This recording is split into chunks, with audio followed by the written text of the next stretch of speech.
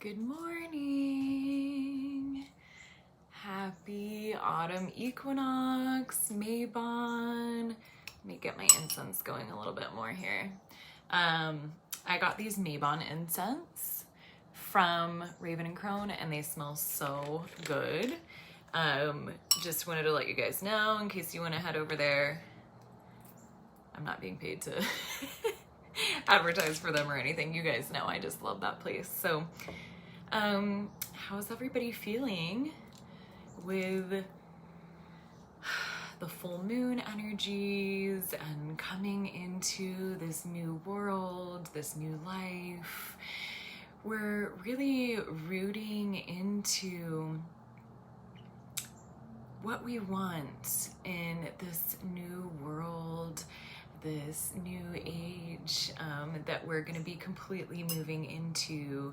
But first, like I've said, there needs to be a tower fall, right?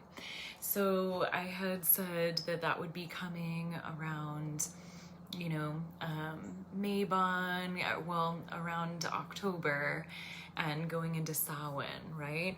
So what is dying in your life? Right? What needs to be let go of so that you can move into your 10 of Cups, right? Your big fat juicy peach, this new life that we're moving into. Because in order for new life to be born, there needs to be a death, right? In life is death, in death is life. They're two sides of the same coin. We discovered this in the underworld, right? When we died and were reborn to ourselves. And remember the journey. Remember your rising, right?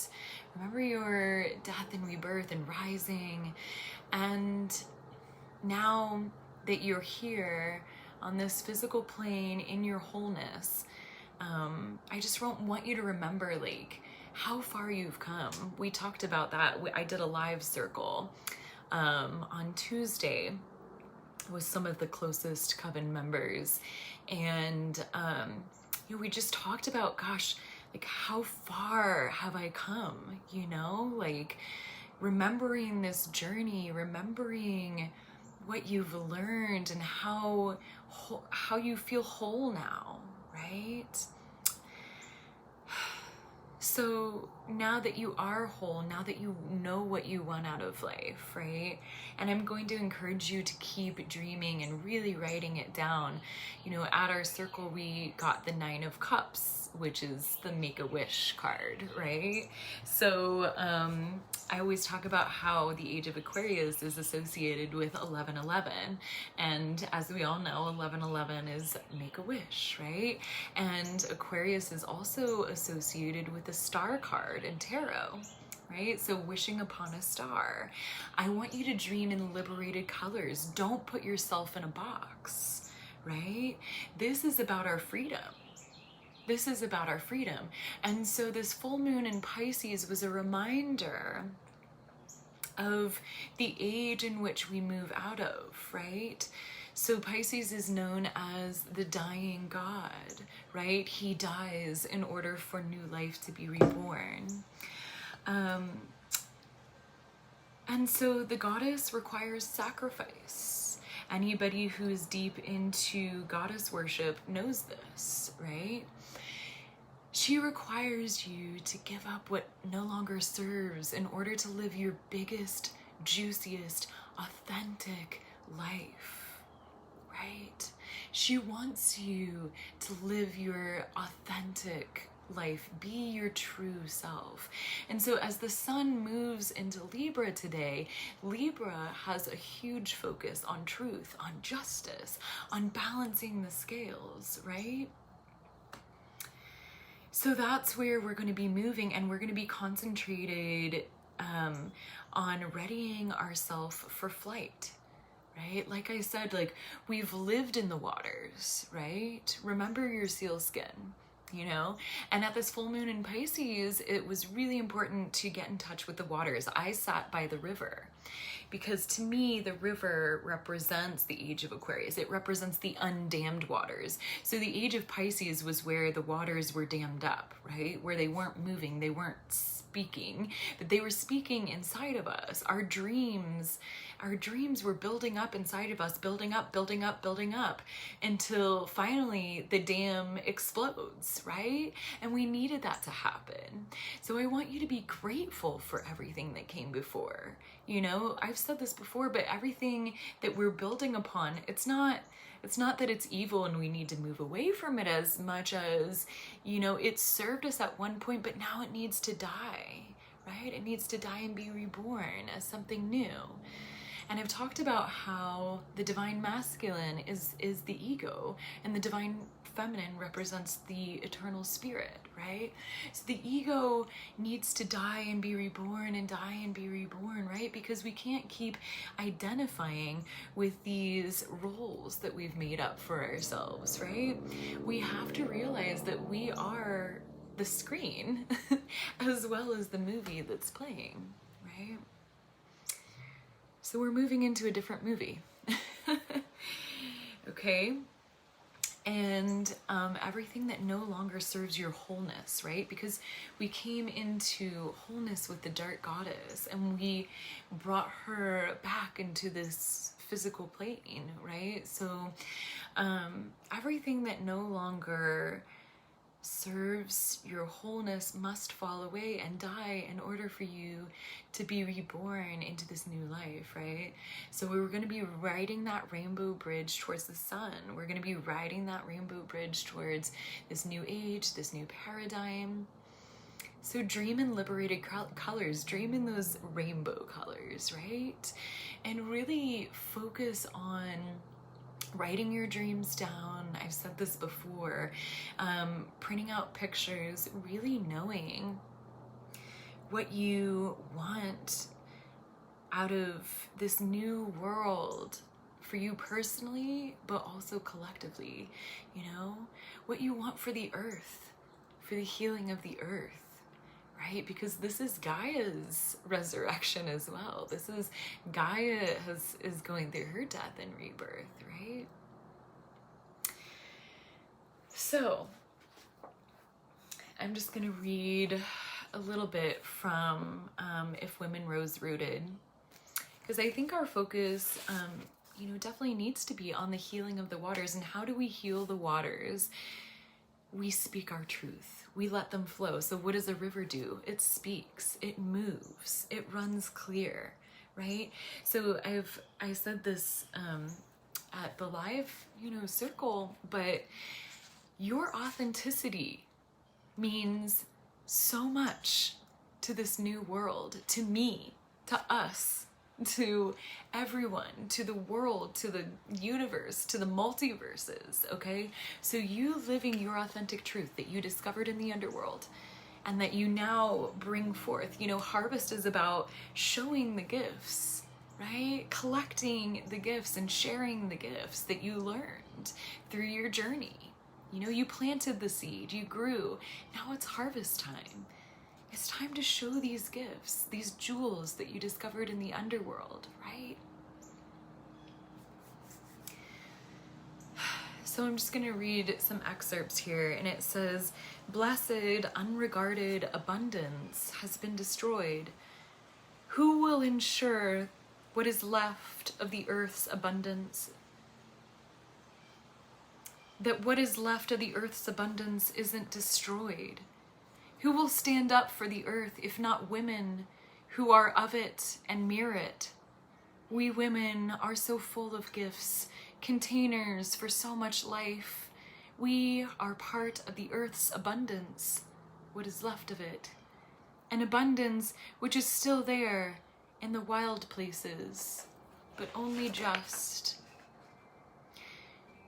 Those of us who have loved the plants since childhood and dreamed of a cronehood stalking in the fields with a basket, kitchen windowsill of stained glass apothecary, of sunlight falling through bottles of herb-infused oils and tinctures, a church of weeds, have heard the hedgerows calling clearer and more insistent than ever before. The power and authority of these women derives from their close association with the native other world and the knowledge, wisdom, and skill which that association conferred.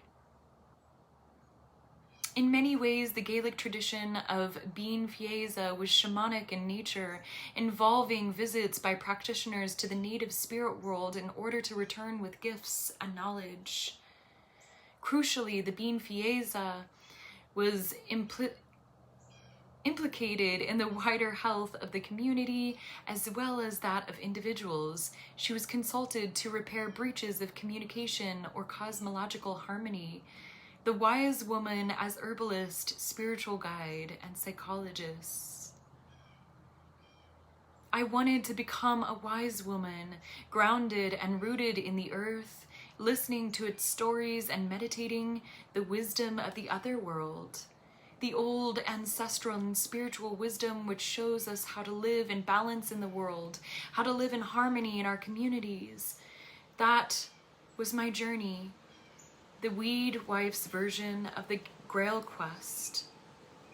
Moss-encrusted, grub-infested, infinitely more feral, no nights, no unearthly longings, just an ear to the wells and the nourishing beauty of the rich brown earth. The wise woman is the heroine returned from her journey, belonging finally both to herself and to the land where she lives.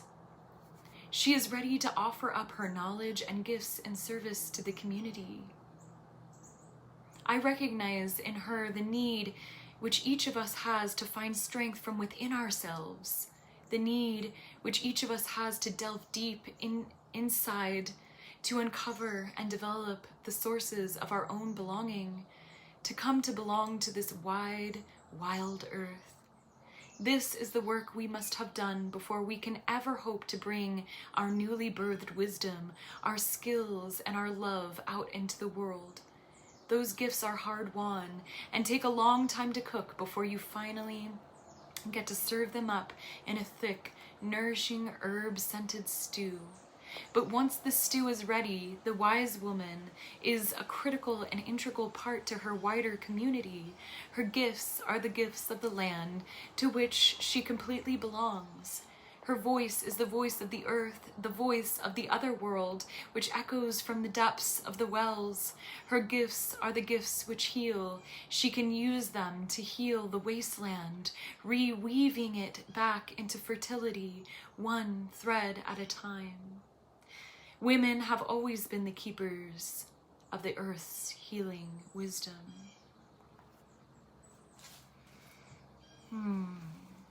So we are the voice of the wells. We are the voice of the running river. The waters that now need to run clear and speak their truth and live their full, authentic life. That is what you are here to do, regardless of what society wants from you, regardless of what your partner wants from you, or anything else. You are here to live authentically, and that's what you give to others. That's how you heal the earth. That's how you heal the community. By being authentic, not by damming up the river. The time of damming up the river is over. And by living your authentic truth, you take away that part of the dam. And by each person living their authentic truth, they take away that part of the dam, and eventually it uncrumbles.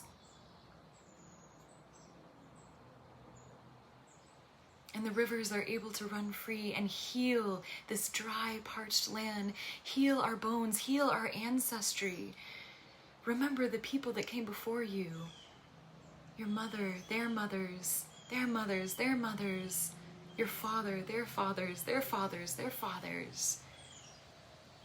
A web of people brought you to this place. And you are healing that ancestry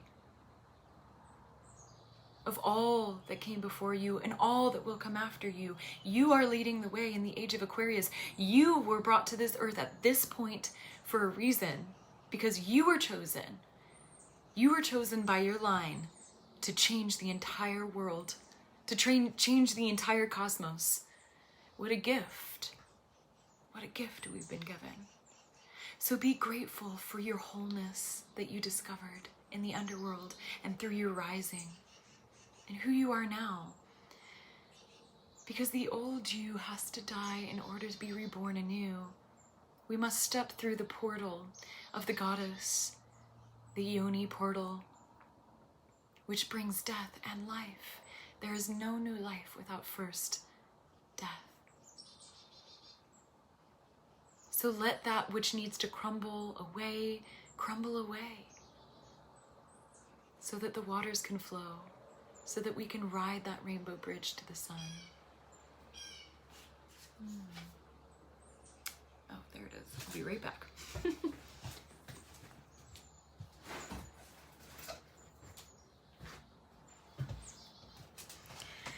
All right, as I get my little trusty singing bowl, I'm going to light these candles for power. We have embraced our power, the power of the dark goddess, the power of freedom. And as we move into this age of Aquarius, we remember our power. We remember that our power is rooted in love and that these shackles must come off. I remember at this time last year, I was standing at the edge of the ocean and I remembered thinking of the orca and how it lives in our society in a tiny little pool. I don't even want to call it a pool, I want to call it a bath, okay? You know, we keep it in this little tiny confines, this prison, right? But it's meant to traverse the entire ocean. It's meant to be free. And I thought about how if you took that orca and, you know, you put it in the ocean so that it could be free, it would be afraid of moving into this free life, right? Because all it's known is captivity.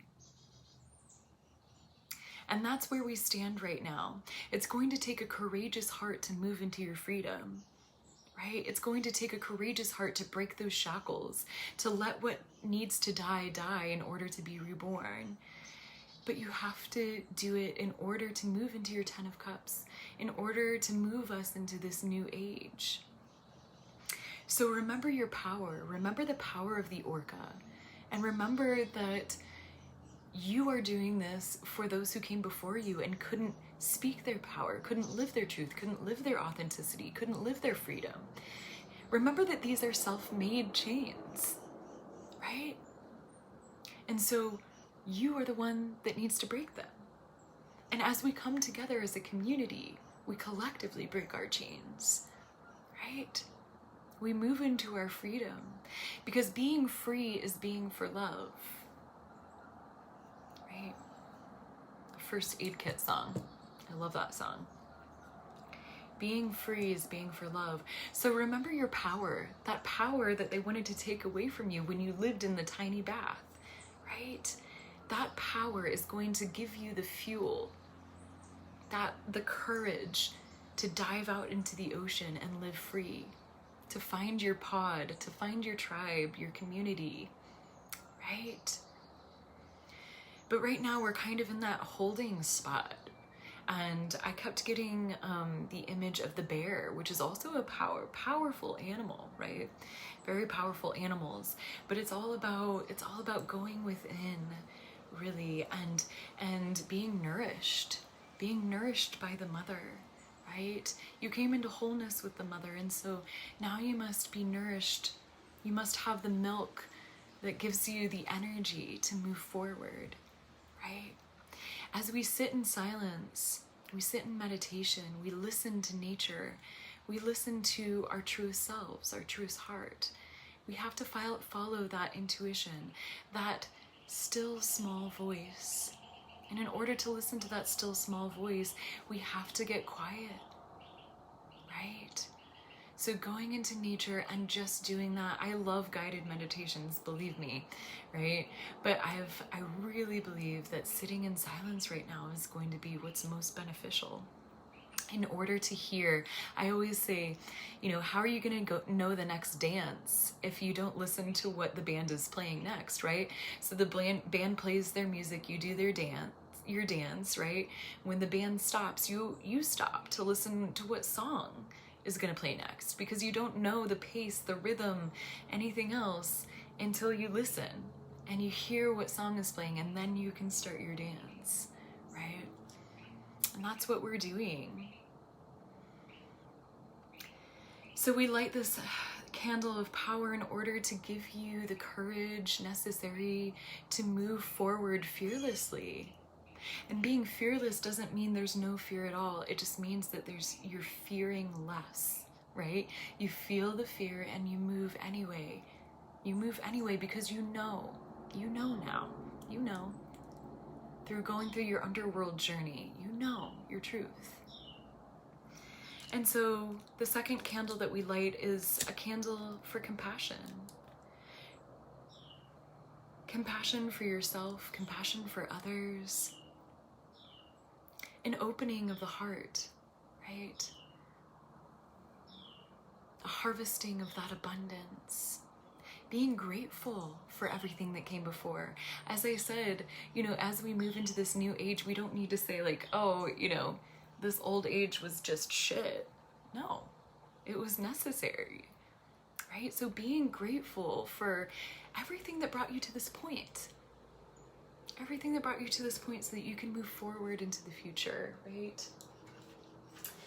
So, I've been really connecting to the Fae right now, and I love these cards, but I just wanted to share what was at the top of the deck and the bottom of the deck. I love this, but it really summed up this full moon energy and this harvest energy. So this, the top one was dreams coming true, right? So like I said, Pisces is about dreams. That's what the damming of the waters was.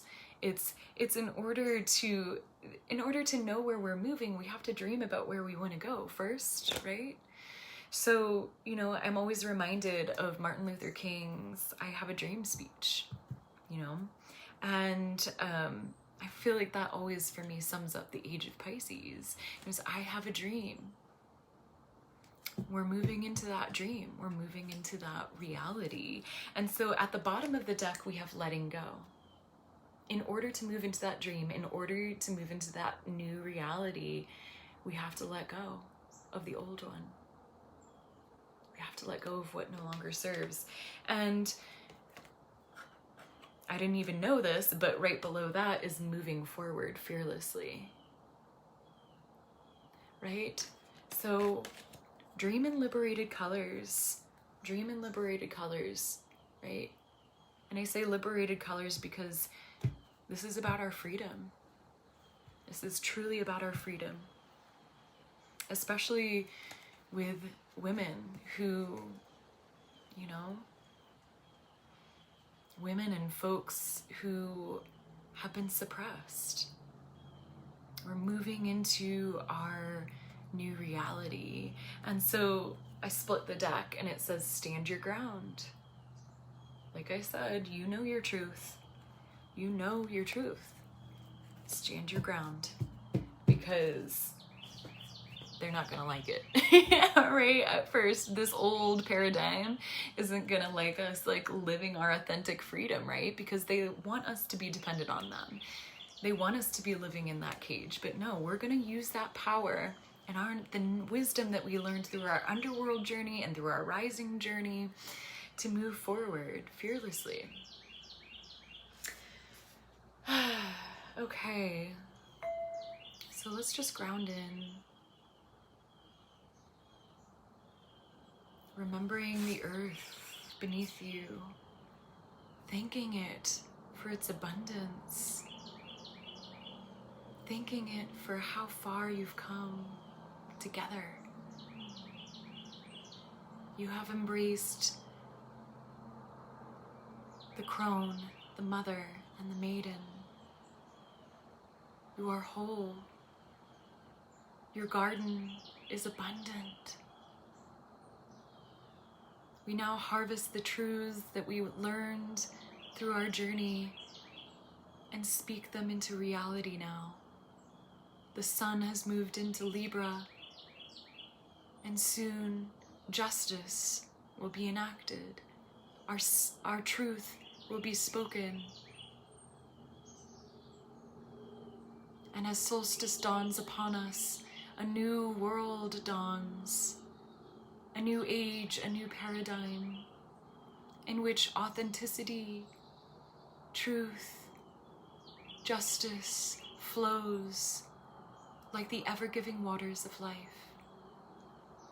We are the voice of the wells, the voice of the rivers. We heal our ancestry both backwards and forwards. And we thank the goddess for her fertility and the god for sacrificing himself to the harvest so that we may be reborn again.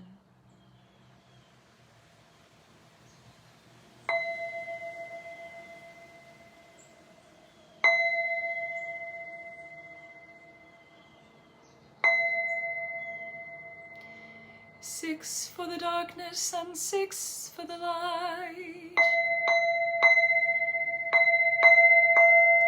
Six for the darkness and six for the light. Six for the darkness and six for the light.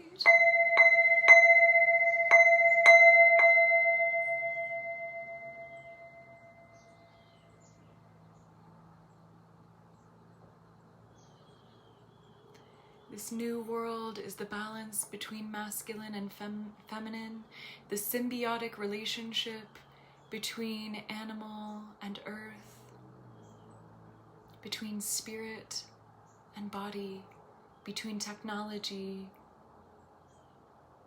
and the earth. We move forward with our abundant garden, giving us the fuel.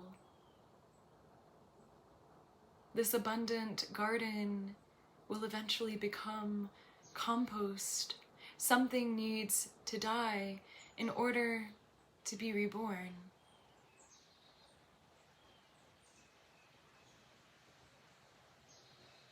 What in you, in your life, needs to go through the cycle of the wheel? The wheel of Hathor turns forevermore.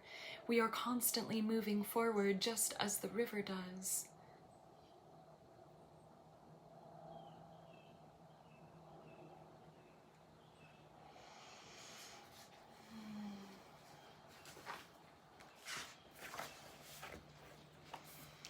Goddess of fertility, sweetness on my lips.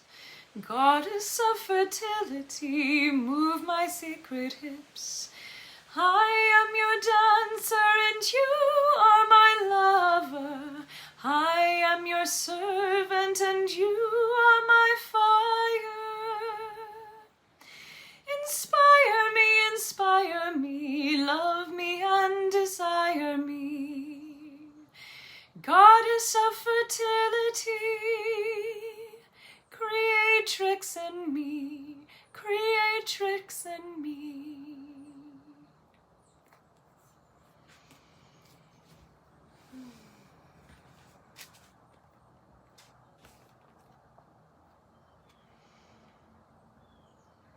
The horn god is in his role of comforter. He welcomes those who have departed our world and makes them feel at home in the next. He is a shoulder to cry on and a place to set one's burdens. As a god who walks between the worlds, he provides comfort not only to the dead, but also to the living. When we struggle with questions and pain, he is there to help us with our grief.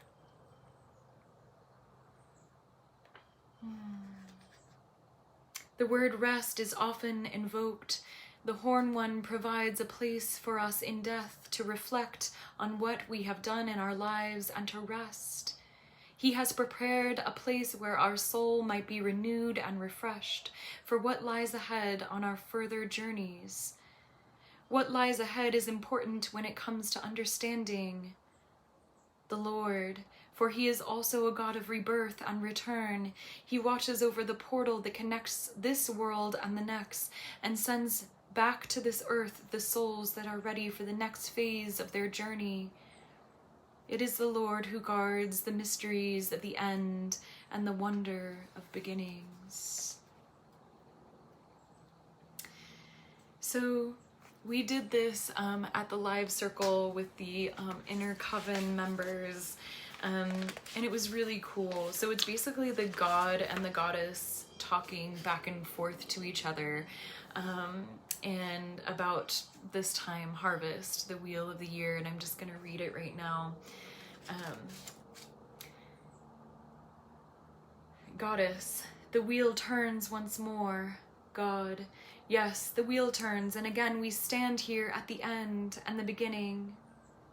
We've shared love and pleasure, grief and joy. It's been a lifetime of feelings and emotions, and a lifetime in the span of only a few months.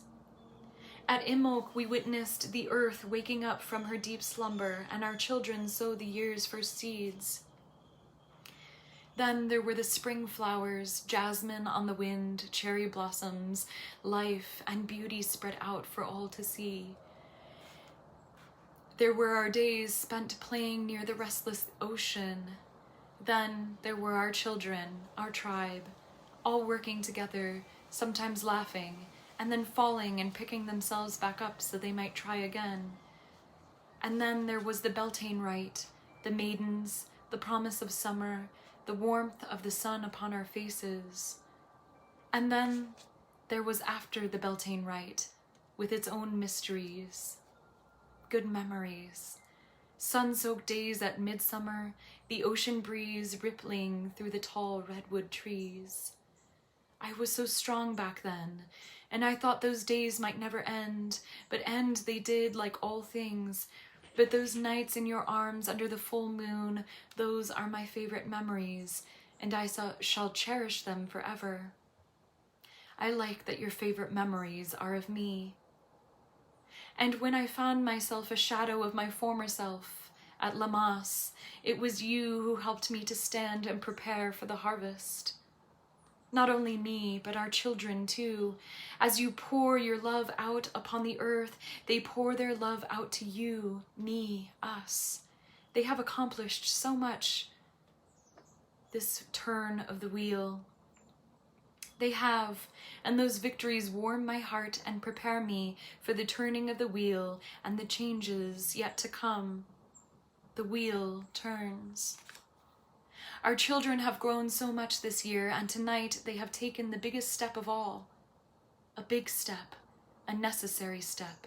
It must be done.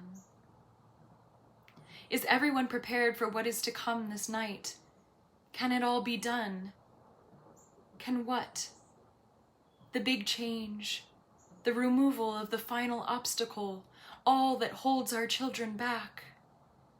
Yes, oh yes, we have made them smarter than they know, and stronger than they can imagine. And we have shown them tonight that they can do the big thing, the hard thing, the ugly, necessary thing that must be done.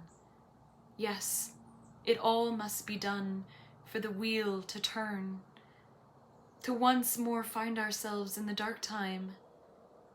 My bones ache, my antlers must be shed. It has been a long year, and I am now so tired. Are you, my love? Yes, my life. What began at Lamas has now taken over me. I am not the satyr I once was. I am ready. No regrets. Never, except being apart from you. Never. We are eternal. And the weight of that eternity is heavy upon my shoulders. Corn and grain, all that falls shall rise again. Corn and grain, all that falls shall rise again. Corn and grain, all that falls shall rise again. My love, my life. The wheel turns, the wheel turns.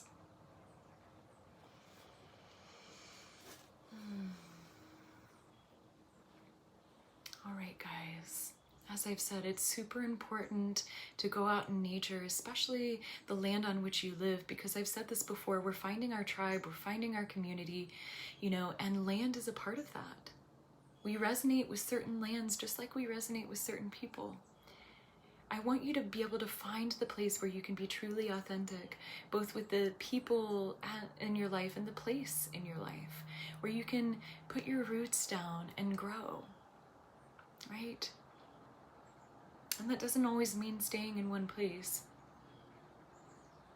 but it does mean loving the places that you do live. So go into nature right now. If you can, bake some pumpkin bread and you know, dedicate it to nature. Thank the goddess for her bounty, for your harvest, for the truth that we attained in the underworld and that we now bring forth. Dedicate it to the death and rebirth cycle, to the wheel, to the turning of the wheel, right? Let it become compost. Let it become the fuel that fuels the forest, right? Making a dedication to Demeter and Persephone, right? And Demeter has been coming up a lot right now, and you know, she is about those cycles, and she's also about grief and grieving. So let yourself be grateful and feel the joy and bounty in your heart, but let yourself grieve what you're going to be giving up in order to move into the new. Where do these tarot cards go? Lordy? Man, I pulled some tarot cards this morning with my crow deck, but I don't know where I put them. But that's okay. Oh, no, here they are. Okay. Sorry about that. Okay, so the cards that came up were the Ten of Cups, right? That's the big juicy life that we're going after, that we can see through the veil, right? And how do we unveil something? Through joy, through pleasure, right? So I want you to remember that. Demeter, when she was going through her hardest time in her search for Persephone, where she just gave up and the grief took her over, Baobo came and made her laugh, right? Made her feel joy again, because ultimately life is joy, life is Leela. So in order to unveil ourselves, we're going to need to have passion and joy, and I want you to remember that, right? Let your passion be the fuel that moves you forward, right? Let your desire be the fuel that moves you forward. So in order to get to that Ten of Cups, we're going to go through our death. And as you see, death in turn is rebirth. Where that corpse is also the bird rising. Okay? And we're going to be moving into this new age where there's a balance between masculine and feminine energies, right? A balance, and finding your tribe, you know, celebrating. We're going to be moving into that in the winter solstice, but you know, first this autumn season, the wheel turns towards the west, which is, you know, it's letting things go. It's saying goodbye in order to be reborn anew. So I had these in this book, which I love this book, Shakti Rising, and it was on a chapter about Bhuvaneshwari. So it says trusting to surrender, right? So I want you to trust when that dam breaks and that river is able to run free. I want you to trust that flow, right? And instead of drowning in the waters, we have built a boat that we can navigate on. So the wheel of Hathor turns, but you are at the center. You are co-creating with God Goddess, right? And you are steering your ship. Yes, let the river take you where you need to go, but also remember that you can steer. You are co-creating with the universe. So again, dream in liberated colors. Dream of what you want in this silence and listen to your heart. Listen to your inner child. That is the dark goddess. That is who we embraced, your inner child, right? So listen to that. Listen to the messages of your soul in order to speak your truth and move forward. But really going into silence and dedicating yourself to nature right now is super important. So that's what I have for you guys this morning. I hope that you guys have a blessed equinox. And as the sun moves into Libra, you focus on your truth to balance out the scales, right? To bring that balance of masculine and feminine into the heart space, because we've lived in water, we've lived in earth, right?